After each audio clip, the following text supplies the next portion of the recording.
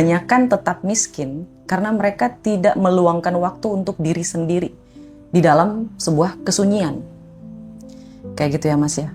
Karena ketika kita merasa sunyi, keinginan yang membara di dalam hatimu, yang mengebu-ngebu di dalam pikiranmu, ya, meskipun jatuh gagal ulang lagi, sampai kamu selalu kepikiran itu karena di masa depan saya mulai belajar untuk menata wajah. Energi itu mengubah wajah Mas, itu betul. Tapi ada satu nasihat yang saya selalu ingat ya Mas ya. Semakin kamu takut, semakin terobos. Ibaratnya kalau kita mau melawan arus akan butuh effort yang luar biasa. Tapi kalau kita ngikutin arus, is easy. Oke. Hidup itu bakalan lebih gampang.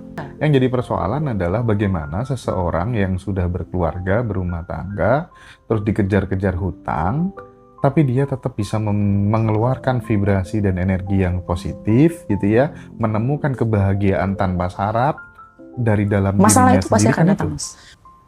Hutang itu bukan momok. Kalau dia baca buku bisnis, hutang itu adalah pembantu kita.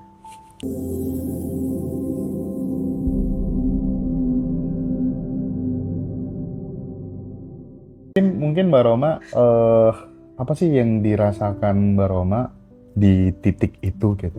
Mungkin bisa di-share ke teman-teman. Baik, ketika saya ada di posisi itu, ya Mas ya, yang saya pikirkan pertama kali adalah apakah aku akan mati dalam kondisi yang bukan siapa-siapa. Setiap hari yang saya ulang-ulang dalam pikiran saya tuh seperti itu. Karena ketakutan saya bukan saya miskin, tapi saya mati tanpa melakukan apapun untuk diri saya sendiri yang bisa memberikan banyak hal-hal yang bermanfaat untuk orang lain. Kayak gitu. Bukan menjadi superhero ya Mas ya, bukan. Tapi setidaknya ketika saya mati, orang ingatnya saya hal-hal yang baik seperti itu. Jadi nama saya tertinggal di tempat yang terbaik kayak gitu. Setiap hari berulang-ulang seperti itu. Dan ketika saya jadi cleaning service ada satu hal yang menyinggung ego saya gitu loh Mas. Dimana ini agak disensor aja ya sedikit. Ada perbedaan kasta antara suku di situ. Saya bekerjanya itu di sekolah swasta yang lumayan luar biasa mahal kala itu. Dan yang saya perhatikan adalah sekolahnya mereka itu nyaman. Saya bisa punya statement sekolah swasta saya lebih recommended daripada sekolah negeri. Bukan hanya karena pendidikannya, tapi dari kurikulumnya. Pertama, kedua rasa nyamannya. Dan kamar mandi yang mereka miliki jauh berbeda dengan kamar mandi sekolah-sekolah negeri. Kamar mandi di sekolah negeri bisa-bisa itu anak muridnya nggak mau ke toilet. Mohon maaf saya nyebutnya kamar mandi karena saya orang Sumatera. Iya. Jadi toiletnya sekolah yang di Sumatera, yang sekolah swasta itu bersih banget Mas. Jadi mereka itu bisa dandan di situ, bisa apa ya istilahnya, pokoknya bersih. Buat tempat mereka buang hajat aja bersih gitu. Kelas mereka nyaman kayak gitu. Itulah kenapa orang-orang swasta itu energinya jauh lebih bagus. Itu yang saya pelajari waktu saya kerja di cleaning service. Saya ngerasa kayak, oh kok bisa berbeda ya? Apakah karena uang? No. Kayaknya bukan deh Mas. Kayaknya ada sesuatu yang mereka buat disengaja agar mereka atau murid-murid ini merasa nyaman. Itu yang saya tangkap ya Mas ya. Yang kedua waktu saya jual ikan asin. Itu di mana di Barom? Di Sibolga, kota saya. Oke. Saya berasal dari Sibolga by the way. Halo orang-orang Sibolga. Jadi di Sibolga ini kota ikan Mas. Kala itu saya masih kuliah. Saya pindah kuliah kayak gitu. Dari sekolah ekonomi ke sekolah seni. Kayak gitu. Jadi waktu di ekonomi saya punya banyak waktu. Nah swasta dan negeri ini dua hal yang berbeda Mas. Ketika saya kuliah swasta, saya punya banyak waktu. Saya jadi tukang fotokopi, saya jadi tukang kerjaan tugas kayak gitu. Terus jual ikan asin juga, semuanya saya lakuin. Dan ketika saya jual ikan asin ada satu hal, itu tentang energinya masuk Mas. Jadi ketika saya menawarkan, halo Bapak, ini ada ikan asin loh Pak, ini enak banget. Saya sendiri yang buat loh Pak, ini kayak gini. Saya nawarin tuh dengan bahagia ya Mas ya, dia nerima. No comment, no debat, dia langsung terima. Oh ya udah letakin aja. Seminggu kemudian saya bayar ya, kamu datang kemari. Nah saya coba pakai metode energi yang senyumnya kurang gitu Mas. nggak mau dia nerima mas di tempat yang sama. Oh mohon maaf saya nggak terima, kayak gitu. Nah kedua kali nyoba saya coba senyum, diterima. Oh. Nah di situ Gara-gara saya senyum ya? Ya saya mulai nyadar mas. Pertama adalah nyaman, kedua ekspresi. Nah ketika saya jadi ojol, melayani. Di sini saya belajar mas. Di ojol saya belajar untuk melayani. Kalau kita ikhlas ke orang lain, ya mas ya, uang itu akan datang tanpa diminta. Ya. Puncaknya adalah pas saya di ojol. Ketika di ojol saya mikir, kayaknya saya sudah enough deh belajar kayak gini. Beneran selesai mas. Jadi kita butuh untuk berkata I'm enough. Aku cukup belajarnya. Aku harus naik ke level selanjutnya. Karena kalau kita nggak sadar, kita nggak akan naik. Kalau kita nggak sadar di hari ini sudah cukup penderitaannya, kita nggak akan menerima yang rezekinya. Upaya untuk memantaskan diri supaya dipercaya oleh semesta itu udah enough gitu ibaratnya. Iya, kayak kita ngasih tahu semesta, I'm ready. Iya. Aku siap. Tahu. Kayak gitu loh mas. Jadi ketika kita sudah merasa kita pantas, ngikut gitu loh mas. Peluang itu datang gitu loh mas. Nggak tahu arahnya dari mana, nggak tahu. Saya juga nggak tahu. Kalau orang nanya, Rom kok kamu bisa di situ sih? Padahal kan kamu awalnya nggak kayak gitu. Saya juga nggak tahu. Peluang datang aja. Saya kerjanya cuma usaha, belajar, memantaskan diri, ikhlas, bersyukur, happy, dah selesai. Naburnya udah, nanamnya udah selesai, naburnya udah selesai. Betul, gitu ibaratnya mas. Ya.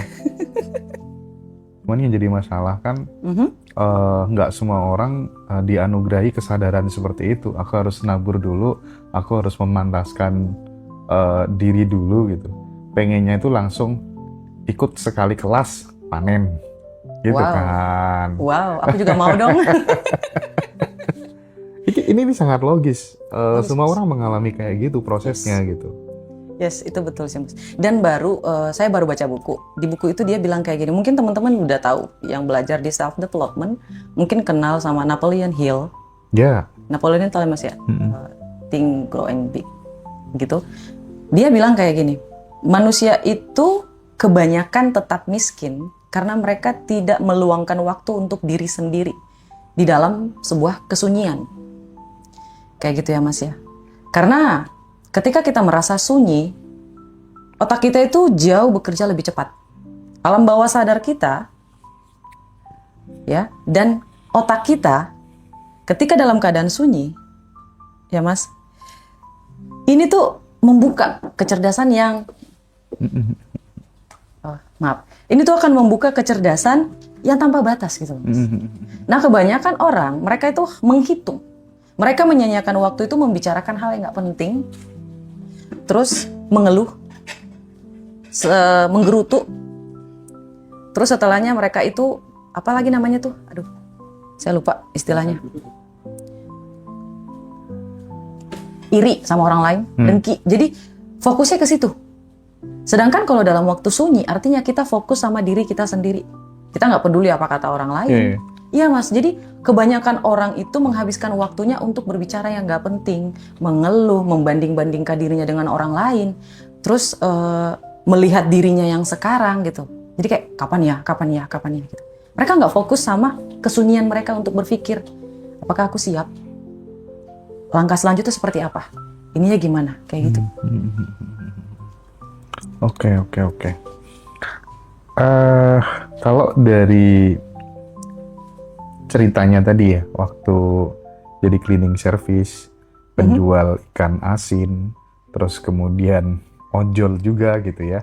Jual ST juga mas. Masih muda gitu ya, mau melakukan pekerjaan-pekerjaan seperti itu. Berarti kan Kak Roma ini waktu masih kecil itu kan tidak suka pasrah gitu. Artinya itu ketika ada keadaan yang sulit, ya harus dilawan. Aku harus gitu nggak sih karakternya dulu dari kecil gitu, maksudnya nggak gampang pasrah gitu. Iya mas, saya bekerja mulai dari umur 12 tahun.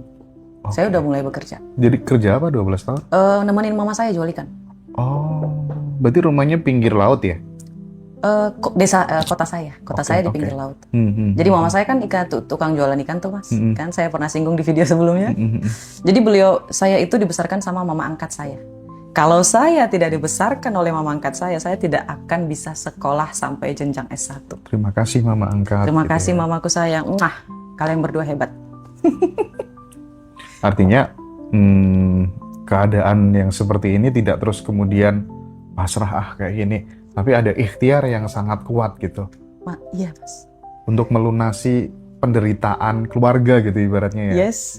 Mas ingat video saya yang viral yang sampai 18 juta Iya, views? iya. Kan saya udah bilang, keinginan yang membara di dalam hatimu, yang mengebu-ngebu di dalam pikiranmu, ya, meskipun jatuh gagal ulang lagi, sampai kamu selalu kepikiran itu karena di masa depan kita udah punya mas. Aku percaya itu deh. Aku percaya tersentuh itu. banget dengan kalimatmu itu. Wajar kalau viral gitu. Dan itu adalah salah satu video yang bikin aku langsung, tolong dong undang kakak ini Masya gitu. Allah. Gara-gara video itu serius. Gara-gara kalimatmu itu. Karena saya yang di hari ini mas, energinya memanggil saya yang di masa lalu untuk berusaha agar saya bisa duduk di hari ini. Itulah kenapa saya nggak mau menyerah. Mungkin karena itu saya berpikir kenapa saya nggak mau nyerah gitu loh mas. Saya juga nggak tahu kalau saya tuh ujung-ujungnya bakalan jadi motivator. Karena sekolah tidak mau menerima saya satu.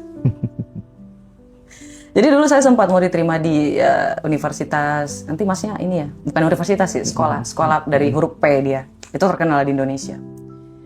Memang karena orang dalam, memang. Tapi tidak kecil kemungkinan juga karena bakat saya kayak gitu ya mas ya kan, karena saya juga bisa bahasa Inggris kayak gitu. Itu kan sekolahnya bilingual. Terus setelah itu saya tidak diterima lagi di sekolah manapun. Terus saya mikir ya mas ya, wah apakah saya harus menyesal atau tidak nih? Saya kalau bersedih tuh saya mikir dulu nih mas, ini saya harus sedihnya ke arah mana nih? Mau depresi kah? Mau ini kah? Karena terlalu ambisius membuat saya tuh susah mengekspresikan kesedihan. Kekurangan saya di situ. Oh. Rata-rata orang ambisius seperti itu, Mas. Kadang kalau lagi sedih pun dibawa ketawa gitu. Oh iya Mas. benar. Nah, ketika gimana saya mengeluarkan rasa sedih itu? Ya itu, saya melakukan visualisasi, mengingat hal-hal yang baik-baik. Biar saya tahu, oh, kesedihan ini hanya sementara, ini hanya sementara, kayak gitu. Oke. Tapi emang kita cocok sih, Mas. Iya. Tapi pada saat dirimu kan mengatakan tadi ya, kesedihan ini ada hanya sementara gitu. Terkadang kan kepercayaan diri itu muncul karena akumulasi dari glory from the past yang pernah kita lalui gitu kan.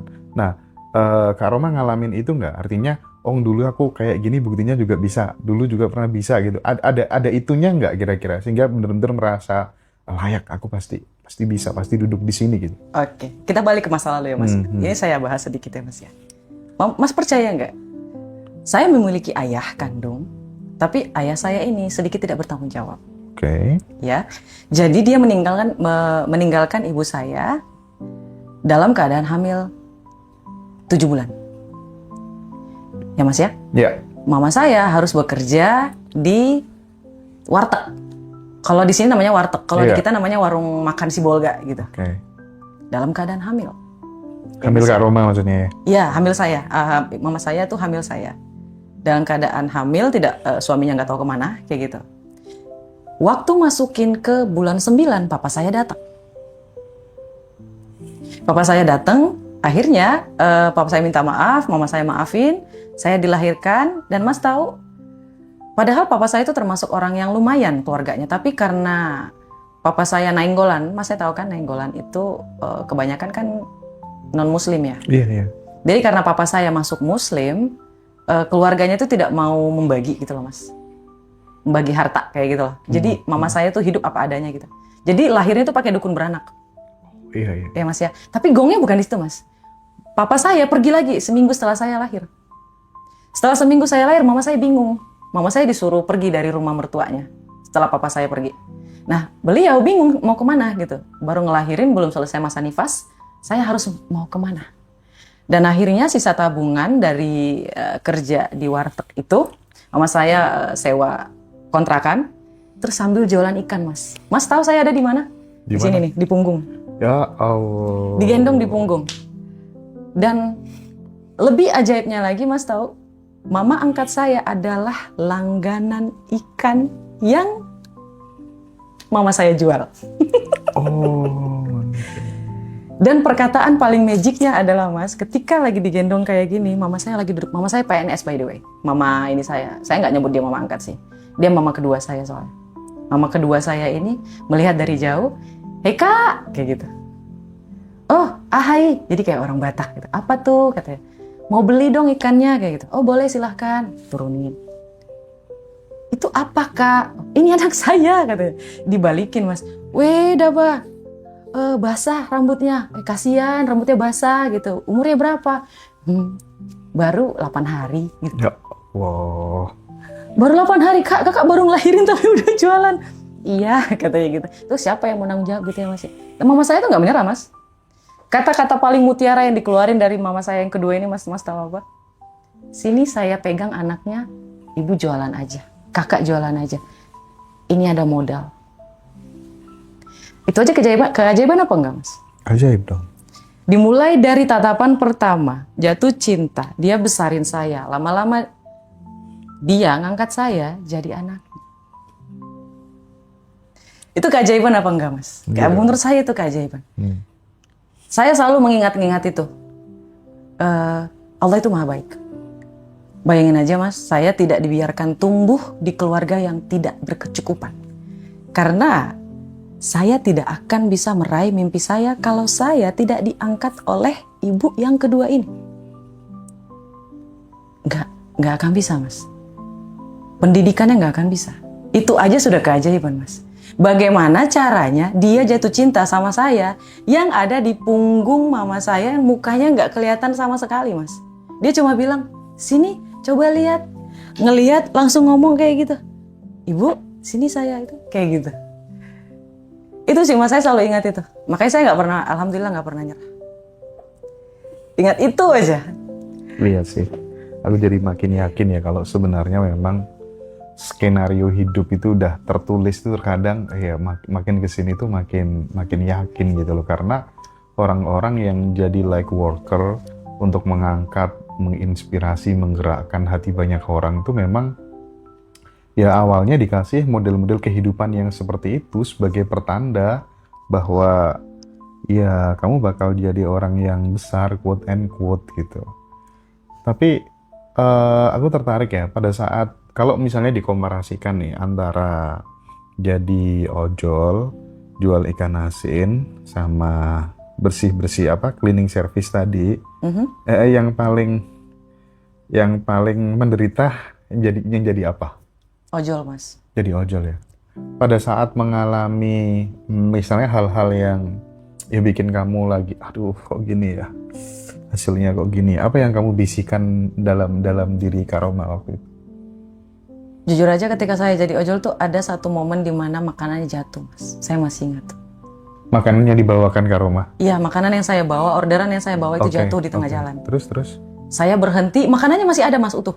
Ketika saya berhenti nepiin motor, makanya dilindas sama mobil. Di situ posisi saya tidak punya uang sama sekali. Aduh. Terus itu saya langsung nangis kejer Mas. Terus gimana? Kalau saya ingetin saya bisa nangis. Saya nangis Mas. Saya telepon langsung sahabat saya langsung nangis. Itu air mata saya masih ingat tuh. Saya langsung nangis. Makanannya jatuh.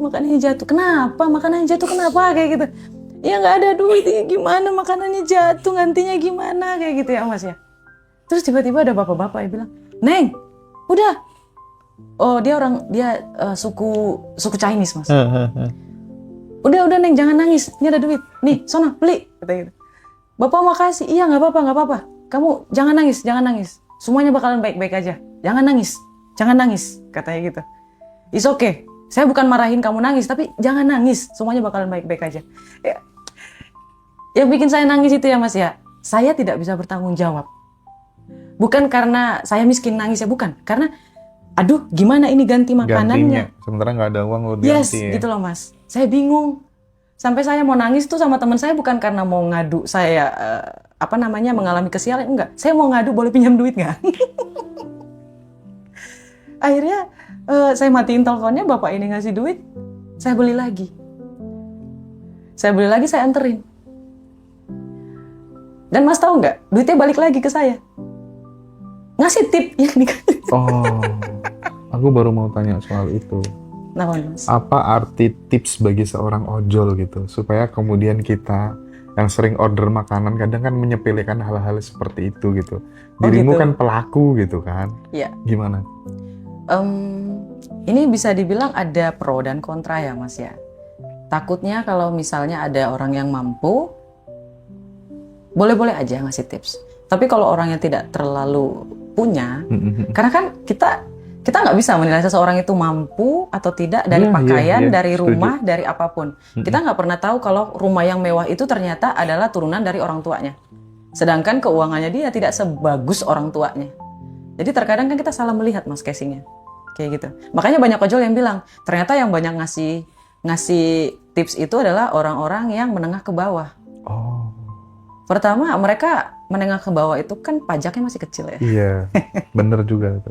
Ya tanggung jawabnya masih kecil. Terkadang ada orang yang sibuk kayak gitu. Jadi dia nggak sempat, dia udah mesen atau dipesenin sama orang dan kayak gitu. Kalau ada kasih. Kalau tidak bisa ya yang menerima lapangin aja.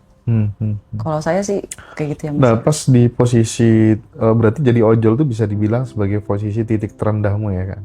Karena udah ada ego Mas. Karena udah ada ego. Ya jadi saya selesai dengan ego itu di umur segitu Mas. Kalau sekarang kamu mau misalnya ada orang yang ngatain saya gitu Mas, ya, sekarapmu aja gitu. Terserah. Kan kamu yang ngomong bukan aku. Kalau kamu bilang aku jelek ya aku kan tetap cantik. Oke.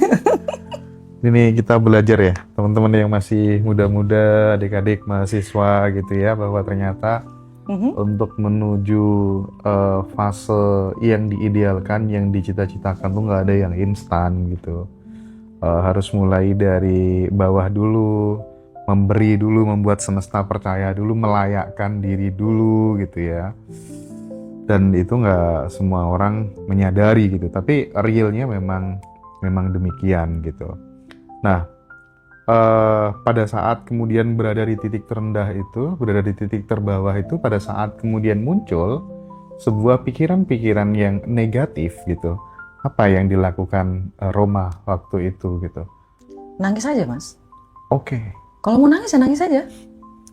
Kalau mau marah ya marah aja. Tapi jangan berlama-lama. Misal, pikiran negatifnya, mana aku bisa dapat dari mana? Karena rata-rata kan kayak gitu. Padahal sebelumnya udah, aku nanti mesti bisa dapetin pasangan kayak gini. Ah, kayaknya susah nih. Cancel lagi, bangun mimpi, cancel lagi. Nah, itu tuh gimana kalau muncul kayak gitu waktu itu? Oke, kalau misalnya banyak teman-teman dalam ruangan ini yang nonton mengalami hal yang seperti itu ya Mas ya. Saran saya cuma 2 sih. Pertama, banyak baca buku. Saya tidak pernah putus baca bukunya. Saya Dari selalu baca usia? buku. Dari kecil. Dari kecil Saya udah hobi baca. Terinspirasi dari mana orang ibu atau gimana? Mama atau gimana? Kalau membaca dari papa saya. Oh. Jadi papa saya itu punya sifat dia nggak mau kerja capek tapi pengen duit banyak. Jadi beliau itu, mohon maaf, sampai dulu salah satu pelaku togel tau Mas. Iya tahu lah. Aku dulu pernah kok. Iya. Saking pengennya punya motor ninja gitu kan. Tiap hari itu aku tombok togel itu 250.000 karo. Masya Allah. Dan nggak pernah dapet karo. Iya karena Mas yang nginginin. Belum kenal apa namanya Mas, law of attraction di situ. Izin ya Mas ya. Iya, serius itu waktu itu hampir tiap hari kan, karena aku tuh kan seneng ya membersamai musafir-musafir di tempat-tempat yang sunyi, di goa, di makam-makam wali gitu kan. Terus ketemu, ini kok dapat nomor togel, dapat 12 juta gitu. Coba kalau aku belinya 250.000 gitu. Wah, dapat berapa kira-kira kan? Langsung motor baru kan. Gitu niatnya dulu. Dan dimarahi ibu akhirnya. Itu papa saya tuh orangnya kayak gitu Mas. Mungkin ambisinya dari dia, tapi kalau belajar itu dari mama saya. Karena kecerdasan itu 80% turun dari wanita. Mama ya? Iya. 80% lebih banyak dari wanita kalau kecerdasan. Di momen apa Mbak Roma menyadari bahwa sebuah pengalaman yang getir, pengalaman yang pahit itu bakal menjadi suatu bekal gitu untuk mengencourage dirimu meraih masa depan yang terbaik gitu? Alhamdulillah saya beruntung ya Mas ya. Beruntungnya itu orang tua saya selalu ngatain saya gitu Mas. Ngatainnya kayak gini, Roma, kamu itu ya gak boleh sombong, kamu tuh calon orang hebat, gak boleh sombong. Oke. Itu always Mas. Selalu dia omongin kayak gitu, mau orang tua yang kandung dan orang tua yang kedua. Mereka tuh percaya, saya nggak tahu. Semua orang di sekitar saya selalu bilang kayak gitu berulang-ulang. Sehingga percaya diri saya itu nambah. Karena jadi program ya, Iya. kan diulang-ulang terus. Dan saya pun jadi mempercayai kalau saya itu punya kemampuan, kalau saya itu punya keunggulan, saya itu punya kepercayaan diri yang tinggi, kayak gitu loh Mas. Jadi kalau misalnya ada orang yang tidak percaya diri, saya bingung gitu. Mungkin karena lingkungan toksik ya kali. Itu dari alam bawah sadar yang trauma. Yang tadi saya sampaikan yang di video sebelumnya kayak gitu Mas. Itu ngaruh banget. Kalau teman-teman berada dalam lingkungan negatif, lingkungan toksik, segera pergi dari situ. Karena ibarat kamu sudah punya kemampuan dan potensi, itu akan terhalang oleh dinding yang sangat tinggi. Itu kayak rantai yang mengikat kaki kita gitu loh Mas. Even itu orang tua kita. Tapi tanggung jawab nggak boleh ditinggalin ya Mas. Even itu keluarga yang kita cintai bisa jadi sebagai pencuri cita-cita kita gitu ya. Yes. Oke. Itu. Apa yang bisa di-create secara mandiri gitu? Oke. Mungkin ada beberapa hal yang bisa saya sampaikan, ada 4 ya Mas ya. Pertama, cari tahu siapa di sekitaran kita yang memiliki kriteria yang kita mau. Oke. Itu harus dan wajib. Oke. Wajib cari siapapun. Yang kedua, sering baca buku. Ini tidak boleh ditawar ya Mas ya. Karena otak kita itu butuh supply ilmu. Yang ketiga, lakuin jurnal. Saya dari kecil udah ngelakuin jurnal Mas. Meskipun itu diary, kalau dulu namanya diary, kalau sekarang namanya jurnal. Betul. Kayak gitu Mas. Dan yang terakhir, afirmasi. Afirmasi ini luar biasa Mas. Bahkan ketika buka mata nih Mas ya, saya pernah tuh, enak kali dia dapat 50 juta. Masya Allah, tabarakallah. Itu kejadian loh Mas. Oh ya? Ya, tapi kita harus yakin dulu nih, kita harus merasa pantas kalau kita bisa dapat uang itu. Kita harus merasa yakin kalau uang itu bisa datang dari mana aja. Kita harus percaya bahwa dunia ini sungguh kaya. Peluang itu tidak terbatas. Cuma dari gaji lah, cuma dari jualan bisnis lah, dari inilah. Enggak Mas. Jadi kita ngerasa kayak, ya Allah enak kali ya bahagia hari ini ya Allah kalau dapat duit segini gitu. Itu ketika buka mata, segitulah Mas, buka mata. Alhamdulillah aku masih hidup. Alhamdulillah hari ini bahagia. Alhamdulillah hari ini, alhamdulillah ini, kayak gitu Mas. Sorry, yang pertama tadi apa? Yang pertama tadi mencari orang kriteria yang kita mau. Artinya terkadang kita butuh kan teman-teman tuh yang selalu mengiyakan apa yang kita inginkan gitu. Contoh, aku nanti kayaknya bisa deh jadi kayak gini. Oh ya bisa mas. Kadang kita butuh orang-orang terdekat kita yang selalu mensupport seperti itu, sehingga kita tuh terpupuk gitu rasa pantasnya gitu. Even itu dari keluarga, teman-teman dekat gitu, iya nggak? Iya betul Mas. Sih. Sebenarnya saya sangat-sangat selektif sama teman saya Mas. Yang menjaga ambisius saya bisa tetap terjaga itu, saya selalu berteman dengan teman-teman yang punya prestasi di sekolah.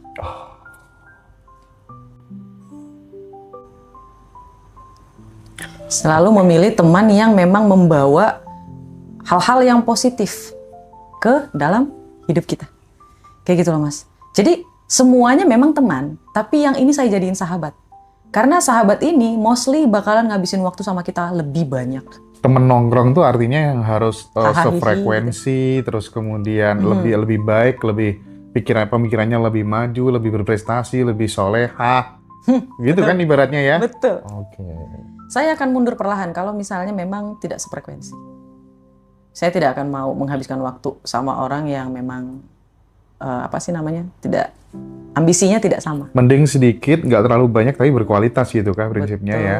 Betul Mas. Makanya ada kategori kan, ada teman, ada kolega, ada mentor, ada sahabat, ada keluarga. Itu betul Mas. Ada kotak-kotaknya itu betul. Jadi emosinya terjaga gitu loh Mas. Oke. Aku jadi tertarik ya soal ini tadi, soal seberapa pengaruh sih mentor, teman curhat, lewat call, saling ber-WA gitu. Dalam kehidupan Kak Roma sampai di titik ini, seorang mentor tuh seberapa besar pengaruhnya? Banget Mas. Jadi siapa mentor kita itu mempengaruhi apa yang kita ucapkan. Mas bisa lihat dari saya ya, berarti mentor saya itu jauh lebih hebat. Hebat dalam artian sifatnya itu jauh lebih legowo, jauh lebih cerdas. Padahal beliau selalu bilang, saya ini orang yang paling bodoh Roma di sekolah. Tapi saya dengan secara sadar saya paham kekurangan saya. Disitulah kelebihan saya muncul. Jadi ketika kita sadar kekurangan kita Mas, kita akan mencari tahu gimana caranya untuk menutupi kekurangan tersebut. Oh, konkretnya seperti apa kalau itu diterapkan dalam kehidupannya Mbak Roma? Misalnya Mas ya, saya ini sosialisasinya kurang. Oke. Jadi dulu ya Mas ya, kalau sekarang mah alhamdulillah udah belajar. Terus dulu karena sosialisasi saya kurang, saya mendekati guru. Agar ketika saya tidak punya teman dalam kelompok, dalam apapun itu, saya tidak akan kesulitan. Ya Mas ya, itu sama kita ya. Aduh. Serius Mas, jadi kayak saya mikir, oh mereka itu bukan, gimana bilangnya, mungkin pada saat itu saya terlalu frontal ya Mas ya. Saya mulai belajar untuk menata wajah. Energi itu mengubah wajah Mas, itu betul. Dulu wajah saya nggak kayak gini, nggak seramah ini. Dulu mungkin orang nggak akan tahan, karena orang Batak ya rata-rata mukanya agak ganas gitu ya Mas ya. Ketawa Mas ya. Jadi saya mulai menata gitu Mas. Kalau waktu dulu kuliah nggak kayak gitu Mas. Saya sangat-sangat frontal gitu. Kalau saya nggak suka gitu. Kalau sekarang kan, kamu suka nggak? Suka. Oke. Tapi kalau bisa, udah jadi bisa gitu loh Mas, kayak menangkisnya dengan cara yang pelan sopan gitu ya Mas ya.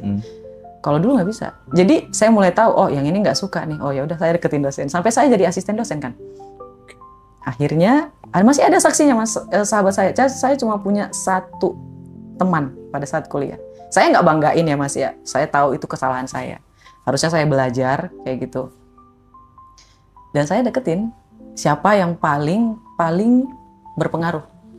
Sampai kepala kaprodinya saya deketin Mas. Deketinnya dalam arti apa Kak Roma? Ya saya ngelakuin apa yang bisa saya lakuin gitu loh Mas. Saya sekolahnya di Universitas Negeri Jakarta by the way.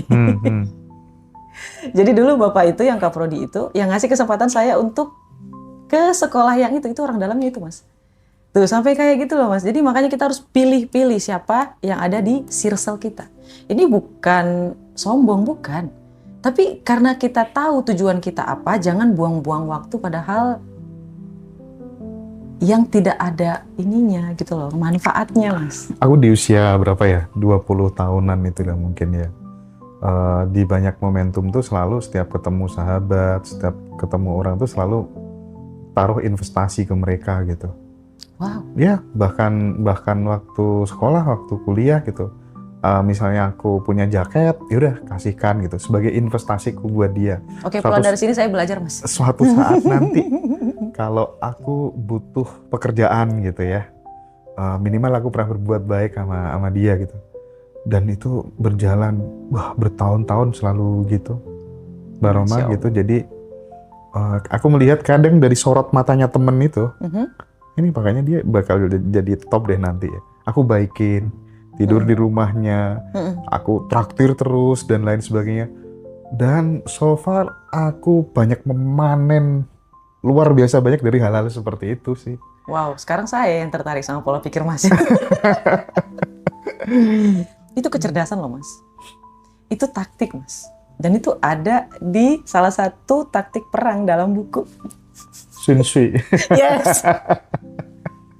Tuh guys, aduh luar biasa. Buku itu adalah portal dunia yang tidak pernah kita tahu bahwa dunia itu ada. Iya, aku gampang dapetin cewek tuh gara-gara baca buku itu juga sih. Menyisir dalam kegelapan. Subhanallah. Ini konotasi negatif atau yang positif Mas?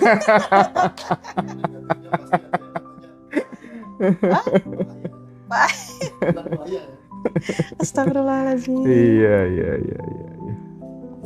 Seru ngobrol sama Kak Roma ya.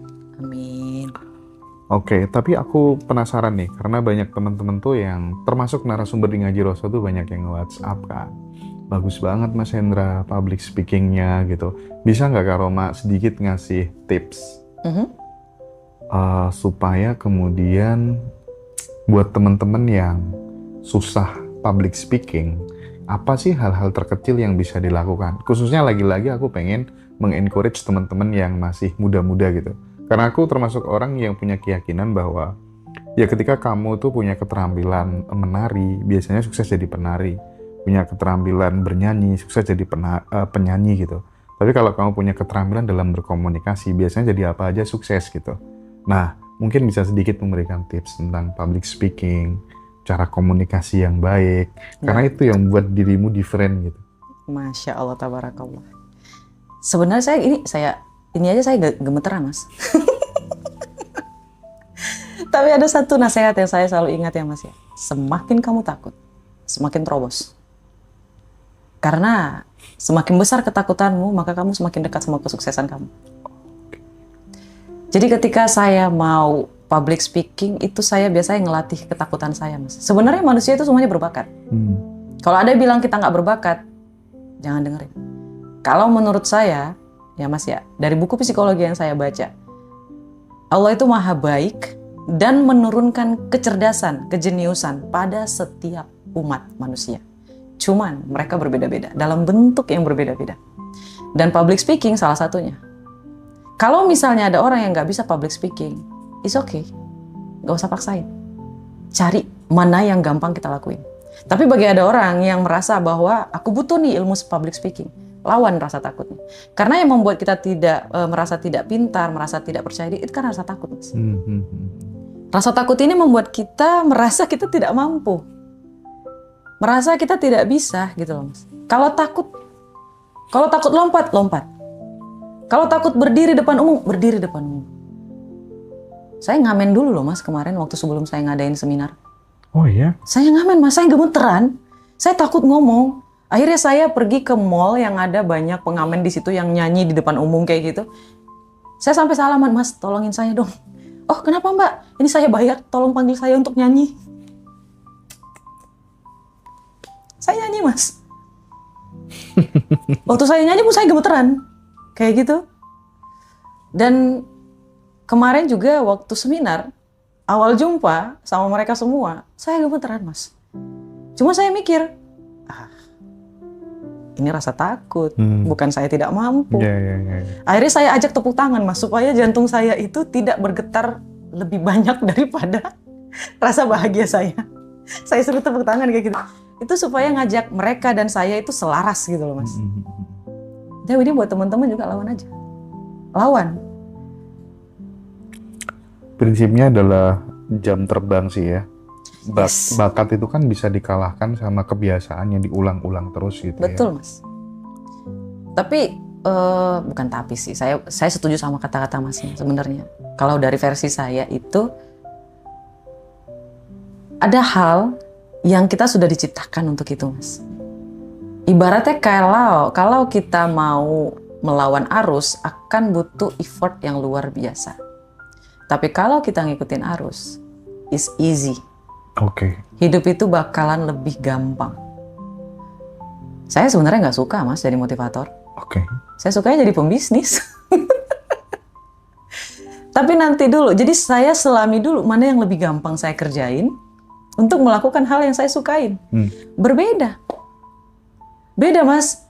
Bisa jadi hal yang kamu sukai tidak baik bagimu, dan hal yang tidak kamu sukai baik bagimu. Nah, bagi teman-teman yang masih muda-muda ini, untuk menemukan yang aku yang easy di mana, excellent di mana, enjoy di mana, dan earning di mana, itu tuh gimana Nah, tipsnya? sebenarnya menemukan kecerdasan itu sulitnya luar biasa ya, Mas. Karena ada di belakang kepala kita. Yes, kita butuh bantuan orang lain. Kita butuh waktu. Dan kita butuh spiritual. Sebenarnya. Tapi ada satu clue yang mungkin teman-teman bisa pegang. Menemukan kecerdasan kita itu adalah menyadari sesuatu hal yang kita lakukan sebegitu mudahnya. Tapi hasilnya selalu luar biasa. Terkadang, Mas, ada orang yang gampang banget ngelakuin sesuatu. dan hasilnya luar biasa, mereka nggak nyadar kalau itu adalah kejeniusan. Ada orang mas, pintar banget masak, banget. Tapi karena dia nggak suka masak, dia ngerasa itu bukan kejeniusan dia. Iya. Saking gampangnya masak mas, jadi kayak nilainya selalu A. Akhirnya dia nyepelein gitu loh mas. Misalnya mas ya, pintar masak, selalu masak, rasanya luar biasa, selalu sering dipuji, tapi dia nyari kemampuan yang lain. Dia nggak ngikutin arusnya gitu loh mas. Ada dua, mau ngikutin arus atau mau lawan arus. Jadi clue-nya cuma itu aja. Suatu hal yang sangat-sangat gampang kita lakukan tanpa effort sama sekali. Tapi hasilnya selalu di luar ekspektasi kita. Ciri-cirinya itu mas. Itu. Jadi teman-teman gratis nih. Gratisan dulu lah. Iya, gratis ini bagus. Jadi gratisnya itu maksudnya gini loh mas. Dia nggak perlu nunggu sampai bertahun-tahun. Ibaratnya dia nggak harus melakukan hal yang aku lakukan, menunggu sampai membuang-buang waktu. Hanya karena mau menggali potensi mana nih yang lebih hebat. Ternyata dari dulu memang sudah di bagian psikologi. Oh iya. Fase dari identitas lama yang melalui banyak jualan-jualan tadi ya, jualan ikan asin, jadi cleaning service, jadi ojol dan lain sebagainya dan seterusnya tadi, sampai terjadi transformasi dari identitas lama ke identitas yang baru, Roma yang benar-benar sudah merasa layak, merasa pantas. Bentar lagi aku bakal take off, gimana caranya, nggak tahu, pokoknya yang penting mesti aku sampai di situ gitu. Itu tuh butuh waktu berapa tahun sih gitu? Aduh, kalau atau saya mungkin sebulan gitu? setahun. Setahun ya? 6 bulan saya depresi, 6 bulan setelahnya saya sudahan sama depresinya, saya buang depresinya, bodo amat, nggak enak hidup dalam depresi itu, nggak enak. 6 bulan, hanya 6 bulan mas. Depresimu karena apa? Mas, teman-teman saya ngajak nongkrong, nongki, mau beli baju baru nggak bisa. Teman-teman saya ngajak ketemuan nggak bisa. Ketika ketemuan minder, duduk di sudut. Karena nggak tahu mau ngomongin apa. Mereka ngomongin pekerjaan, kita, iya kemarin aku dapat orderan. Nyaman nggak dirimu pada saat dirimu kan belum terlalu punya banyak uang, terus teman-teman pada ngobrolin soal yang dunia cewek yang shopping dan lain sebagainya, nyaman nggak? Gimana perasaannya waktu itu? Nyaman mas. Nyaman? Nyaman. Meskipun dirimu nggak punya uang? Iya. Alasannya apa? Karena banyak yang nggak nyaman loh. Dalam hati aja nggak nyaman mas. Saya tidak mau terlalu terbuka tentang kesedihan mas. Saya selalu ngekip kesedihan saya. Karena kesedihan itu nggak boleh diumbar. Rahasianya cuma itu. Kalau kita nggak mau disepelein sama orang, jangan ngumbar kesedihan. Gue banget tuh. Nggak boleh. Emang nggak boleh? Iya. Kalau kita sedih, keep silent aja. Iya. Kalau mau nangis, ya nangis di tempat tidur aja. Kalau nggak nangis dalam rumah, mau teriak, mau gimana, yang penting sendirian. Aku pernah dapat pesen nih di Zik dulu tuh dari salah satu senior tuh. Jadi pemimpin tuh kalau sedih tuh nggak boleh ketahuan orang, Hen. Sedih ya udah sedih sendiri aja di kamar. Nah, kalau kamu yang jadi pemimpin aja, jadi leader aja sedih, terus gimana yang kamu pimpin gitu? Itu tuh sangat membekas loh. Betul mas. Alhamdulillah nggak pernah. Bahkan banyak video-video saya yang saya itu ngalamin hal yang pertama, kayak saya naik mobil BMW pertama kali gitu. Ada video saya nangis, ada. Tahu. Tapi saya nggak nunjukin gitu loh mas. Saya simpen, saya keep semuanya yang serba pertama kali itu pasti saya nangis, saya simpen. Nggak mau nunjukin. Sebisa mungkin kesedihan saya hanya untuk saya, kebahagiaan saya untuk orang lain banyak gitu. Oh ya, aku ingin kembali ke soal yang 18 juta viewers itu. Oh baik. Coba dong dielaborasi lebih detail gitu, karena aku yakin itu sudah membawa kebermanfaatan yang luar biasa buat kehidupan teman-teman semuanya. Aku pengen per detail di Ngaji Roso gitu. Baik. Masnya mau di arah mana nih?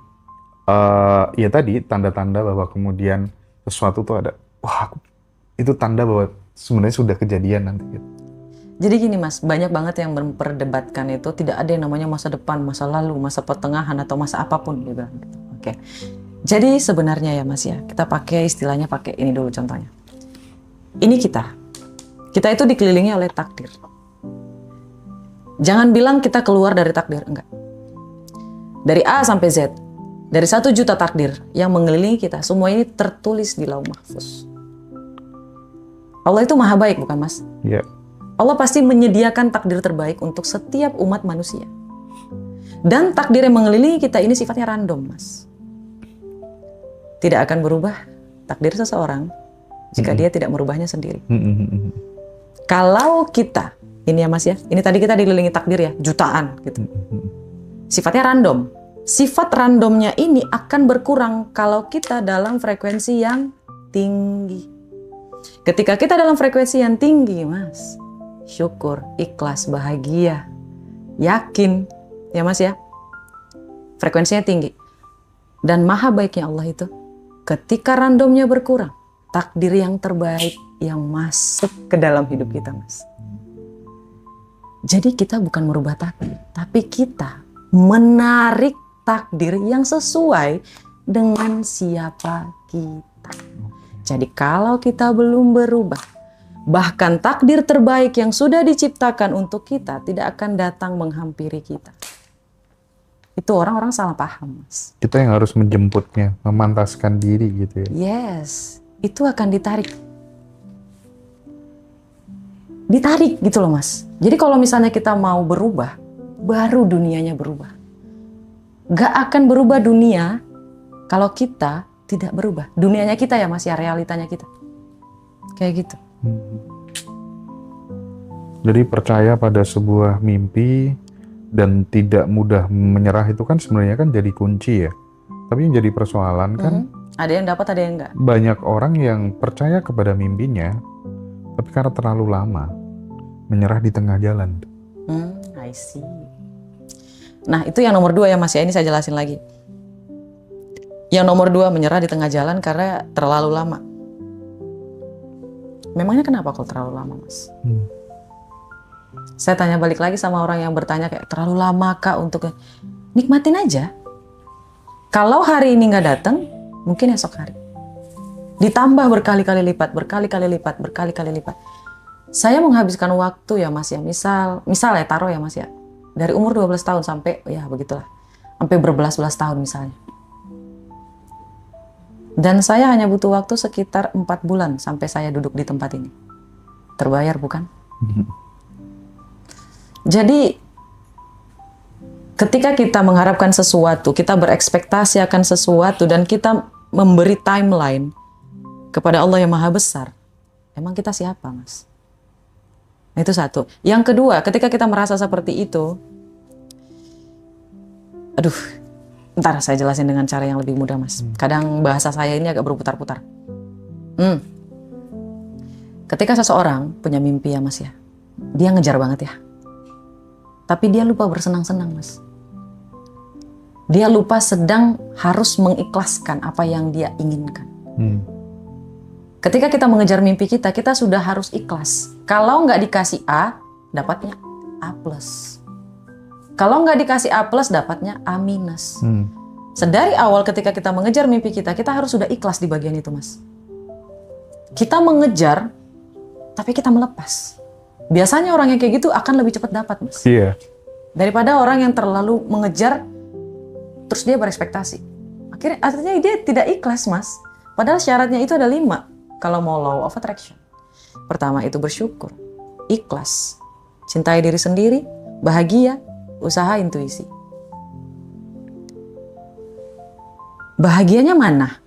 Dia terlalu fokus mengejar mimpinya. Sampai dia lupa untuk bahagia. Dia lupa ngelakuin hobi. Dia lupa main-main sama temennya. Dia lupa untuk bersosialisasi. Syukurnya mana? Ikhlasnya mana? Iya, makanya ada ungkapan makan secukupnya, olahraga seperlunya, bahagia sebanyak-banyaknya. Betul. Aku setuju, Mas. Semakin kita banyak bahagia, semakin banyak kebahagiaan datang. Keren. Tapi kenapa kok bisa sampai 18 juta viewers itu? Itu akan 19 juta sih, Mas. Iya. Analisamu karena apa? Pertama karena memang saya berpikir itu akan sampai 19 bahkan sampai lebih. Karena saya suka angka 19. Oh gitu? Ya, saya lahir di tanggal 19 Januari. Oke. Ada satu Mas yang paling lucu. Ketika kita sudah mencintai diri sendiri ya Mas ya. Kita menyukai segala sesuatu dalam diri kita. Mulai dari tanggal lahir. Tanggal lahir. Nama. Apalagi Dulu kamu namanya? nggak suka sama Nggak, namamu sama ya? sekali. Oke. Tanggal lahir aku juga Ini nggak suka. menarik, perlu di breakdown nanti ya. Yes. Termasuk garis tangan nih kakak ya? Yes. Saya juga jadi mulai suka sama nama saya. Jadi lebih suka sama tanggal lahir saya. Jadi sekarang tuh kayak kemarin saya ngadain ini mas seminar. Itu saya buat berdekatan sama tanggal lahir saya. Oke. Agar itu menjadi hadiah untuk di tanggal lahir saya. Oke. Terus setelah itu saya jadi lebih suka memakai satu warna. Kalau mas lihat saya selalu pakai warna biru. Iya, iya. Karena menurut saya warna biru itu alhamdulillah. Bukan cinta sama Partai Demokrat bukan ya? Hah, bukan. Enggak ya, nggak ada Bukan. kaitannya sama itu ya. Bukan. Karena warna biru itu mengaktifkan prefrontal cortex Oke. agar kita lebih rasional. Agar kita jauh lebih cerdas. Kayak gitu. Itu cahaya biru. Mengaktifkan itu, Mas. Kayak tadi, Mas, saya sudah tidak melawan arus. Ngambang ya. Mau bawa ke kanan? Sok, silahkan. Mau ke kiri? Ayo, silahkan. Jadi, ikut aja. Allah itu perencana yang terbaik. Jadi buat apa dilawan? Ikutin aja. Wah, namamu Roma. Oke. Tanggalnya sekian lahirnya. Oke. Roma ke kanan. Oke. Ke kiri. Oke. Ikutin aja, Mas. Capek ngelawannya, Mas, buat apa? Ya Allah pengen 1 miliar. Nggak mau, 10 miliar aja. Oke. Itu loh, Mas. Jadi kadang manusia tuh kebanyakan ya, Mas ya. Ada 2, melawan arus atau ikut arus. Kalau yang ikut arus, hidupnya ya lebih gampang aja gitu. Lebih, Ya, nggak ngelawan semesta ya intinya ya. Nggak melawan arus ya. Tapi memang gimana pun juga buku sangat berpengaruh sih terhadap posisi dan level Kak saat ini gitu. Bahkan aku baru pertama kali kenal, wih, Masya Allah, tabarakallah. Keren. Bahkan aku bilang langsung loh, Kak ini kayaknya bakal banyak deh yang minta kelas. Dan itu, sorry ya, nggak munafik ya, akhir-akhir ini tuh banyak banget orang tuh nawarin kelas di Ngaji Roso dan aku picky banget gitu. Sorry tuh sih, aku bener-bener picky. Pilih-pilih suatu kehormatan, Mas. banget gitu ya. Pilih-pilih banget. Dan ternyata bener prediksiku. Teman-teman banyak banget. Mas Indra, orang-orang lama tuh pada chat semuanya. Orang-orang lama tuh, Mas Indra, kapan kelasnya Kak Roma dan lain sebagainya gitu. Masya Allah, tabarakallah. Itu kan tidak serta-merta. Itu kan karena ada kebiasaan mungkin kecil yang dilakukan Mbak Roma dari dulu gitu ya. Yang kemudian sekarang tinggal memanennya gitu. Tapi aku pengen tahu lebih dalam deh, selain buku, selain baca buku, apalagi kebiasaan-kebiasaan kecil tuh? Saya selalu bahagia, Mas. Selalu bahagia. Saya selalu berusaha untuk bahagia. Apa yang trigger apa yang dibutuhkan Roma untuk selalu bahagia? Jadi gini loh, Mas. Makanan di rumah seadanya. Oke. Jajan seadanya. Segala sesuatunya seadanya. Di mana lagi saya bisa untuk bahagia selain di kepala saya. Oke. Dan ini saya selalu lakukan. Apapun saya lakukan hanya untuk bersenang-senang. Caranya Yang gimana? halal tapi ya. Dari kecil saya suka mancing. Oke. Cewek suka Saya suka mancing ya? ya. Dirimu agak tomboy dong berarti dulu? Wah, tomboy banget, Mas. Iya, kelihatan. Itu lawan arus loh. Tapi hanya ikan-ikan besar yang berani ngelawan arus. Awalnya ya, Mas ya. Kalau sekarang saya ngikut arus menuju ya kan nggak boleh dikasih tahu, hidup dalam sunyi dulu. Ada kok nanti kalanya, Mas. Ketika udah naik kapal feri bisa kok. Lawan arus bisa.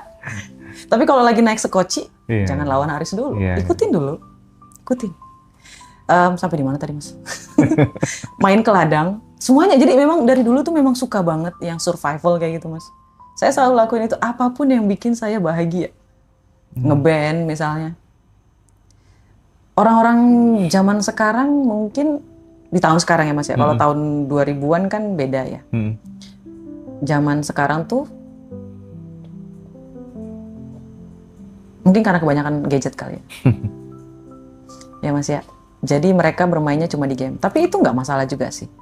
Lakukan apapun agar kita punya output negatif. Output negatif? Iya. Jadi ada ada jalan untuk mengeluarkan energi negatif itu. Tapi kan itu dilakukan Kak Roma pada waktu masih Kecil. muda, kecil kan. Iya. Yang jadi persoalan adalah bagaimana seseorang yang sudah berkeluarga, berumah tangga, terus dikejar-kejar hutang, tapi dia tetap bisa mengeluarkan vibrasi dan energi yang positif gitu ya, menemukan kebahagiaan tanpa syarat dari dalam dirinya sendiri kan itu. Mas, pertanyaan Mas baru aja saya jawab kemarin sama klien saya. Baru ada kemarin Mas, Oke. one to one nanyain kayak gitu. Mm-mm. Jadi saran yang saya kasih adalah pertama saya nanyain dulu apa yang Mas lakukan untuk bahagia. Mm-mm. Nggak ada. Saya langsung tutup mata. Oh my God. Sumber masalahnya adalah di situ. Masalah itu pasti akan datang, Mas. Hutang itu bukan momok. Kalau dia baca buku bisnis, hutang itu adalah pembantu kita. Kalau dia baca buku bisnis. Terus saya bilang kayak gini, Bapak ingin jadi siapa? Saya ingin jadi pembisnis, Mas. Mbak. Oke. Kapan terakhir ikut seminar bisnis? Terus bapaknya ngangeng. Bapaknya bingung gitu. Oh, terakhir beberapa, kayaknya ada sekitar hampir 10 tahun yang lalu deh, Mbak. Oke. Tapi bapaknya mau jadi pembisnis? Iya. Bapak salah kelas. Bapak ikut spiritualis untuk benerin mental. Setelahnya Bapak pergi ke bisnis. Ya Pak, ya Mas ya. Iya. Itu yang pertama. Yang kedua, output bahagianya itu dari mana? Bapak kerjanya seharian ngapain? Saya kerja, Mbak Roma, dari kapan? Senin sampai Minggu. Saya kaget, Mas. Saya kaget. Oh, jadi gini Bapak. Bapak itu sebenarnya tidak bermasalah soal hutang. Bapak itu cuma kurang kebahagiaan. Kenapa saya bilang kayak gini? Karena ketika kita bahagia, otak kita lebih gampang untuk disetting, Mas. Jadi yang negatif ini tidak akan mempengaruhi perasaan kita. Jadi kita sudah punya benteng yang luar biasa kayak gitu loh, Mas. Tapi masalahnya kebanyakan laki-laki di luaran sana, mereka itu kebanyakan bekerja. Happy-happynya hampir zero. Dan makanya saya selalu tekanin untuk para istri ya Mas ya. Tolong kasih waktu untuk mereka bermain. Dan para suami kasih waktu untuk istrimu bermain juga. Jaga anaknya. Ganti-gantian gitu loh. Gitu loh Mas. Ya kalau misalnya suaminya lagi me time. Tadi saya udah bilang Mas yang Napoleon Hill. Waktu yang sunyi. Setiap individual itu harus punya waktu yang sunyi. Oke. Harus punya waktu yang sunyi. Punya waktu untuk bahagia. Terus setelahnya diubah fokusnya Mas. Pertanyaan mereka yang sering mereka lontarkan, bagaimana caranya agar aku bisa melunasi hutang? Hapus. Bagaimana caranya bisnis saya bisa sukses? Apa yang berubah dengan kalimat itu? Ada Mas. Ini ada nih. Energi menentukan cara kamu menafsirkan realitas. Ketika kita energinya takut, kita fokus pada ancaman. Yang datang adalah rasa takut. Tapi ketika kita fokus pada kesuksesan, pada rencana yang untuk berhasil, yang datang itu peluang. Ketika saya bilang, bagaimana ya caranya supaya sukses? Yang datang itu peluang Mas. Tapi kalau saya bilang, bagaimana caranya supaya saya nggak berhutang lagi? Saya fokusnya ke hutang. Ya. Kan kalimat otak kita tidak bisa membedakan yang negatif dan positif Mas. Jadi ketika saya bilang gimana caranya melunasi hutang gitu, fokusnya ke hutang. Oke. Jadi buat orang-orang yang sedang berhutang sekarang, bagaimana caranya agar saya memiliki penghasilan yang jauh lebih banyak daripada di hari ini, berkali-kali lipat. Kalau hutang kamu 1 miliar, kalau Allah kasih kamu rezeki 100 miliar atau 10 miliar, hutangnya lunas apa tidak? Ya. Pasti lunas. Mentalitasnya dibedain Mas. Kalau misalnya orang itu mengalami sebuah kejadian yang tidak sesuai dengan yang dia ekspektasikan gitu ya. Pada saat dia sudah benar-benar selaras dengan mimpi yang dia idealkan dan mimpi yang dia cita-citakan, apa yang akan dilakukan orang itu yang mungkin itu justru akan memperbesar energi kesuksesannya gitu. Bagaimana memaknai kegagalan, bagaimana memaknai sakit hati, bagaimana memaknai dikhianati. ditipu, dihina, dicaci maki, caranya dia mengolahnya menjadi bekal untuk masa depan tuh gimana? Indikator bahwa dia sudah selaras dengan keinginan yang dia inginkan tadi. Kalau saya bilang simple, pasti orang nggak percaya ya Mas. Hidup ini hanya untung dan untung banget, Mas. Kalau sesuatu hal tidak terjadi seperti apa yang kita inginkan, maka kita dapat pembelajaran. Ya, Kita untung. untung. Kalau kita mendapatkan sesuai yang ekspektasi kita, kita beruntung banget.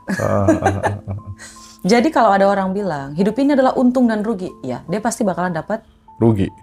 50%, untung 50%. Udah terbagi dari awal, Mas. Iya. Dan kalau ditanya, Kak Roma nggak percaya yang namanya kerugian? Enggak. Rugi itu adalah pembelajaran. Pendapat pembelajaran gratis, itu untung nggak, Mas? Meskipun pengorbanan kita tuh waktu ya, Mas. Yang paling berharga itu, saya ulangi sekali lagi dari kemarin, video yang kemarin juga, waktu. Waktu nggak bisa dibeli. Betul. Itu nggak bisa dibeli sama sekali. Jadi selama itu tidak mengurangi waktu kita, melebihi dari batas yang kita miliki kayak gitu, maka kita untung. Tapi kalau misalnya ngabisin waktu gimana Kak Roma? Ya udah ikhlasin, nggak ada pilihan lain. Nggak ada pilihan lain, Mas. Kita nggak bisa menggabungkan dua pemikiran yang berbeda dalam otak kita. Otak kita cuma berfungsi 18-20%, Mas. Selebihnya itu alam bawah sadar. Jadi nggak bisa keyakinan dan ketakutan bergabung jadi satu. Pilih salah satu. Mau takut terus atau mau yakin. Kita harus pilih salah satu. Dan ketika kita lebih fokus ke ketakutan, ketika kita tidur, alam bawah sadar kita ini aktif, Mas. Pikiran kita aktif. Dan ini akan mengeluarkan frekuensi. Sampai kita bermimpi buruk jadinya. Tapi ketika kita yakin akan sukses, yakin atau afirmasinya yang positif-positif ya gitu ya Mas ya. Ketika kita tidur, pikiran kita bekerja, mimpinya jadi indah. Mimpiin air yang jernih, ikan yang cantik, istana yang megah, kayak gitu loh Mas. Itu mimpinya jadi bagus gitu loh Mas. Nah, laki-laki, kebanyakan laki-laki sih Mas. Kalau perempuan lebih ke sini, kalau laki-laki lebih ke sini. Kadang sampai botak kan gara-gara itu Mas. Terlalu banyak yang dipikirin. Iya. Bener.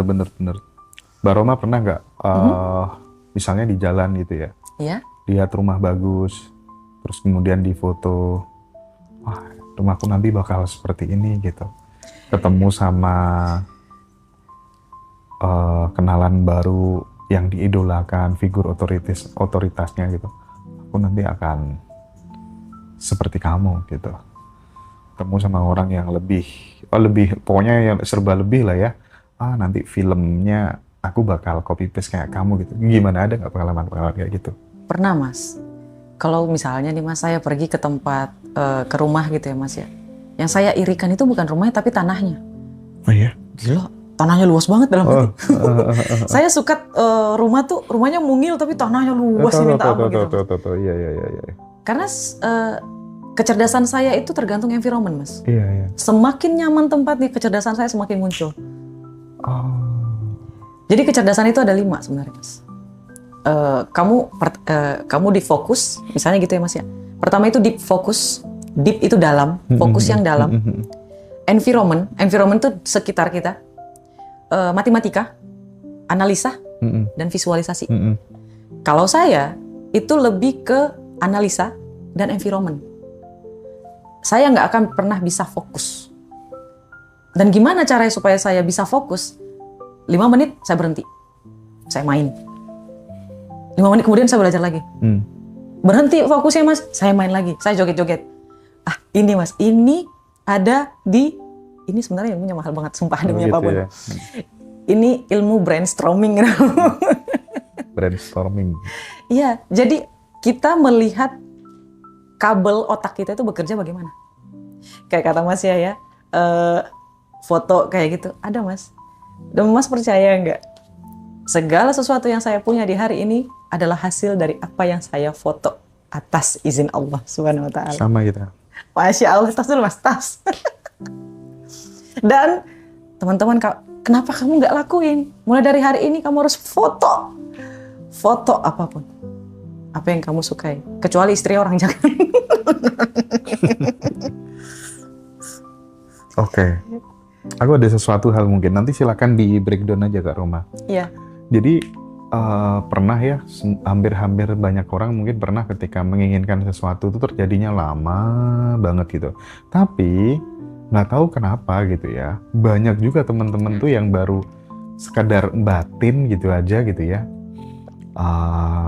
Aku pernah misalnya kayak lewat gitu ya, terus kemudian ngobrol gitu ya, kok nggak ada ya sawah di pinggir jalan, tanah di pinggir jalan kayak gini, di daerah sini yang dijual kan bagus ya, di tengahnya dikasih rumah, terus kanan kirinya sawah-sawah semuanya gitu kan, terus dikasih pagar gitu kan.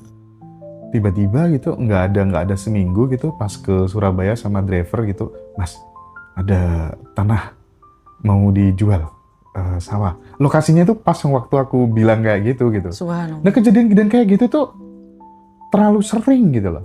Cuman kan yang jadi masalah, kenapa kalau dulu kok enggak? Dulu tuh susah dan lama banget. Sekarang kok jadi gampang banget ya gitu. Nah, aku tuh pengen Karoma menjelaskan gimana sih caranya transformasinya gitu. Dari yang tadinya susah banget, sekarang jadi mudah banget gitu. Bahkan effortless gitu. Mas Hendra sudah berubah bukan? Sudah apa? Sudah berubah bukan dari yang dulu? Oh sudah dong. Berarti dunianya berubah. Oke. Masnya sudah berubah, dunianya berubah. Kalau dulu sulit, sekarang jadi mudah. Dunia kita berubah setelah kita berubah. Oke, berarti ubah diri dulu. Ya, jadi Mas Hendra bahagianya lebih banyak atau lebih banyak sedih? Dong. Atau sedihnya lebih banyak? Dong. Bahagia dong. Bahagianya yang lebih banyak. Kalau ada orang yang keinginannya gampang banget tercapai. Hampir jarang sedih loh, Kak Roma. Serius. Iya beneran. Aku sampai nggak pernah sedih gitu. Alhamdulillah. Jarang banget. Jarang banget ya Mas ya.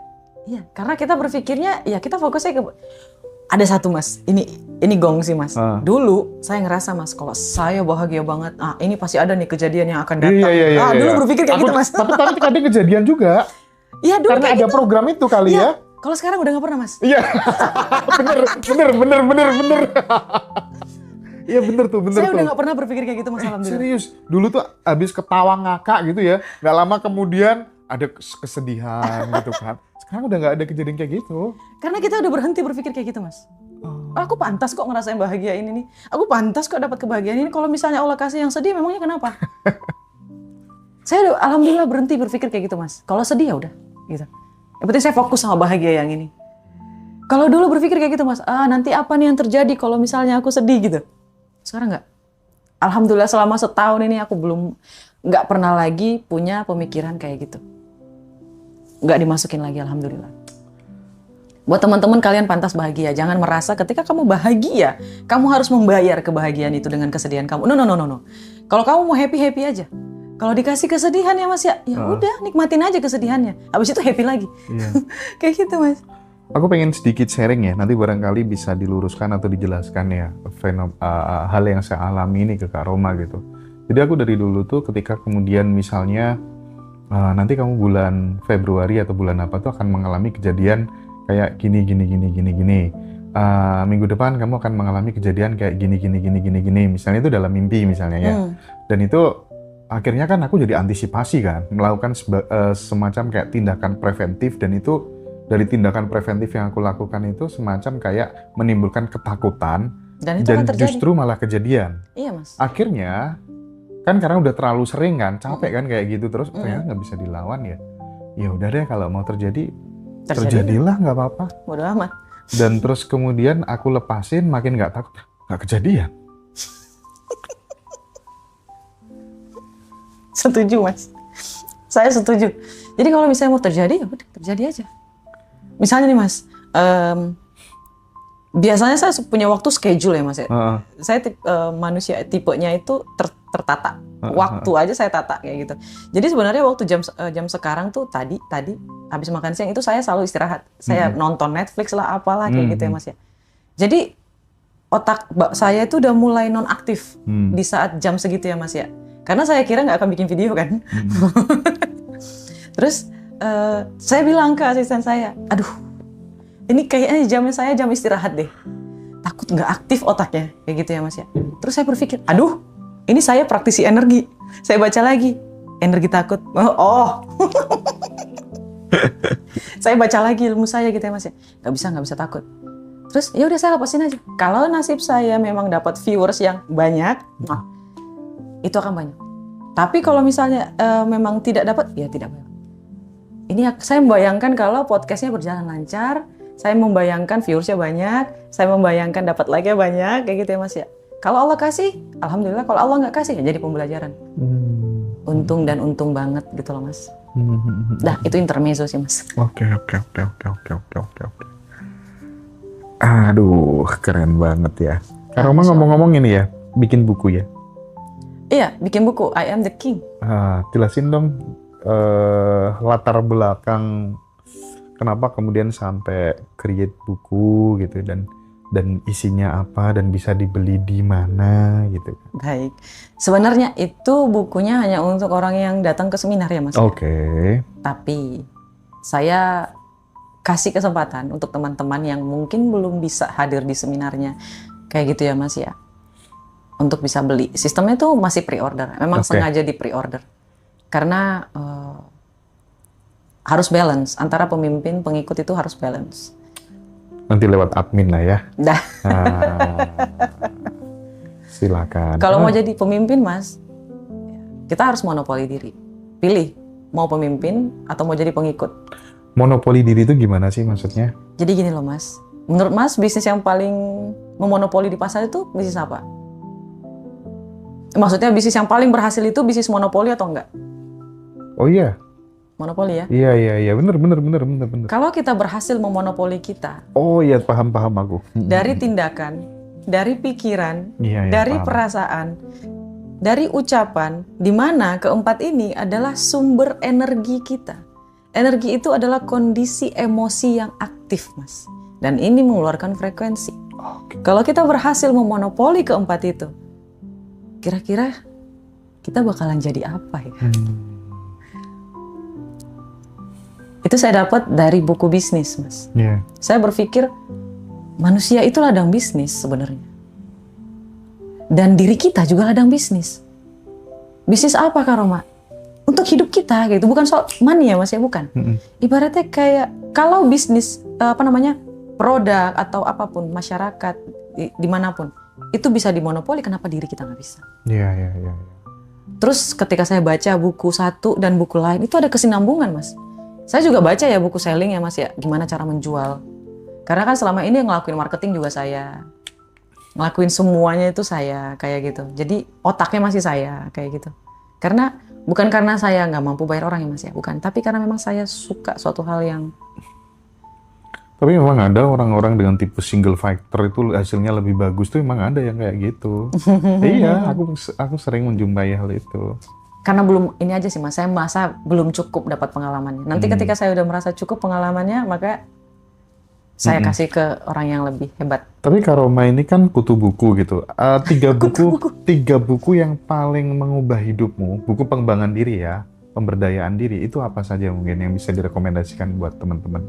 How to win friends and influence people. 1. Yes. Dan yang kedua, how to talk. Bagaimana cara berbicara. Oke. Nyambung ya Mas ya? Nyambung. Aku sampai dulu tuh saking pengennya gitu ya, dapat buku-buku kayak gitu tuh, motoran, tangkep polisi lagi, diboncengin cewek kan karena dia yang pegang SIM kan. Aku diboncengin di belakang gitu ya kan. Allah. Terus kemudian kehujanan lagi.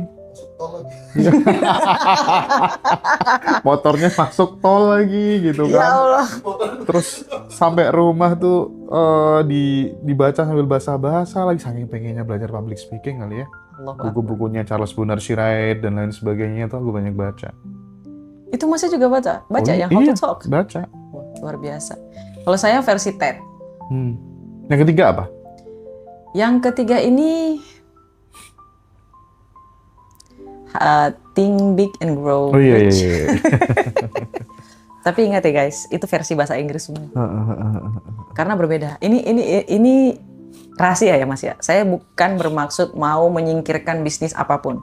Cuman ketahuilah guys, kalau bukunya memang aslinya berbahasa Inggris, upayakan untuk baca dalam versi bahasa Inggris. Kenapa? Kalau teman-teman tahu yang namanya permainan sihir atau mantra, misalnya mantra simsalabim, ya. Simsalabim itu bahasanya A gitu ya Mas ya. Terus diterjemahin, jadilah. Agak lain. Iya. Iya bener tuh. Jadi ketika saya baca buku Think Big and Grow Rich dalam bahasa Inggris, dan saya baca versi bahasa Indonesianya Mas, Beda ya. Allahu Akbar. Rasanya, maksudnya. 70% bedanya Mas. Bener. Itu nggak sedikit loh. Itu Aneh banyak banget. aneh kan rasanya ya, aneh gitu. Bahasanya nggak dapet Mas. Karena ada kosakata bahasa Indonesia yang tidak bisa menerjemahkan kosakata dari bahasa Inggris. Betul. Bukan soal masalah feeling, tapi pengertian. Jadi ketika kamu sekarang tahu ya kenapa Allah menjaga Al-Quran dalam bahasa Arab. Tahu ya? Jadi ketika kita baca dalam bahasa Indonesia, Mas, saya bingung kenapa ilmunya saya dapat banget ketika saya baca bahasa Inggris. Ketiga-tiganya ini Bu, semuanya bahasa Inggris. Itu beda banget. Jauh, Mas. Jadi buat teman-teman belajar. Kalau baca buku Meksiko gimana Kak Roma? Pakai aplikasi, pakai kamus, kamu ngertiin sendiri. Karena kemampuan saya bahasa Inggris juga belum terlalu mumpuni ya Mas ya. 80% sisanya itu kamus.